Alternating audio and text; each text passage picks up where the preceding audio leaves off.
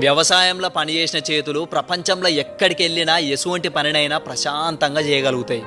ఎందుకంటే వ్యవసాయంలో ఓపిక, ఓర్పు, ఓదార్పు అన్నీ మనకు తెలియకుండానే అన్నీ నేర్చుకుంటాం. ఇత్తనం పెట్టిన కానుంచి పంట చేతికి వచ్చే వరకు దాన్ని సంటిపాప లెక్క కాపాడి సంవత్సరం 6 నెలల వరకు ఓపిక పడుతూనే ఉండాలి. ఒకవేళ వాతావరణం సహకరించక ఏ చిన్న మార్పు వచ్చి పంట మధ్యలోనే ఖరాబ్ అవుతుంటే బరువెక్కిన గుండెని బండ చేసుకోవడం తప్ప చేసేది ఏముండదు. అదే పంట పూర్తిగా నష్టం వస్తే ఈ ఏడాది కాకపోతే వచ్చే ఏడాదన్నా నా కడుపు నింపుతుందేమో అని ఒక చిన్న ఆశతోటి మనని మనం ఓదార్చుకొని మళ్ళా పంటను సాగు చేస్తూనే ఉంటాం. అందుకే వ్యవసాయంలో పనిచేసిన చేతులు ప్రపంచంలో ఎక్కడికి వెళ్ళినా ప్రశాంతంగా పనిచేయగలుగుతాయి. ఎందుకంటే ఓపిక, ఓర్పు, ఓదార్పు అన్నీ తట్టుకొని ఉంటుంది. అవునా కాదా?